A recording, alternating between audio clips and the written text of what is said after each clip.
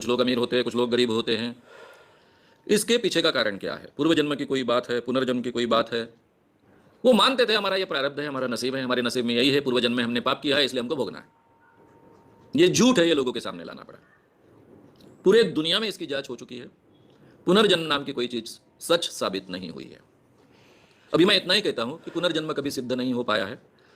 उल्टी पुनर्जन्म की कुछ केसेस जो बहुत मान्यता प्राप्त केसेस थे, लोग उसको मानते थे। बैनर्जी और स्टीवनसन जिन्होंने पैरासाइकोलॉजी में इस विषय पर पीएचडी किया, उनके किताब में जो केसेस थी वो किताब की केसेस भी मैंने झूठी है ये साबित किया है। अब अमीर और गरीब घर में जन्म कैसा होता है? मेरी आपसे विनंती है, जीवन साथी पार्ट 1 विस्तार से सुनिए। उसमें मैंने इंसान कैसे पैदा हुआ, इंसान कैसे प्रगति करते गया, ये जो एंथ्रोपोलॉजिकल हिस्ट्री है वो आपके सामने रखी है। पहले जो भी बच्चे पैदा होते थे वो टोली में पैदा होते थे। टोली में 500 लोग रहते थे, 100 लोग रहते थे। जितनी बड़ी गुफा होगी उतनी बड़ी टोली होगी। यह टोली का एक नायक होता था। वहां स्त्री पुरुषों में केवल नर मादी नाता होता था। बच्चे टोली को पैदा होते थे, किसी पुरुष को पैदा नहीं होते थे, मां को पैदा होते थे। लेकिन जब शिकार करना बहुत महत्व का था, शिकार के भरोसे ही लोग जीते थे, उस जमाने में स्त्री को ज्यादा महत्व देना भी संभव नहीं था। उसको महत्व था क्योंकि वो बच्चे पैदा करती है, बार बार बच्चे पैदा करती है, इंसान रोज मारा जाता है। इसलिए टोली की अगर ताकत रखनी है, शक्ति रखनी है, तो जितनी संख्या ज्यादा होगी उतनी वो टोली ज्यादा पावर वाली होगी, ज्यादा ताकत वाली होगी। इसलिए स्त्री को महत्व था, लेकिन पुरुष से ज्यादा महत्व नहीं था। उस वक्त कोई गरीब नहीं था, कोई अमीर नहीं था। अब एक टोली में से एक हिस्सा एक जगह खेती कर रहा है, दूसरा दूसरी जगह खेती कर रहा है। दूसरी जगह अकाल गिरा। वो पहले हिस्से से, टोली ए से कुछ चीजें लेता है उधारी में। हमेशा बार्टर सिस्टम होती थी, यहां से 10 पोते या 100 पोते गेहूं के लेता था, इधर दाल के 100 पोते उसके एवज में देता था।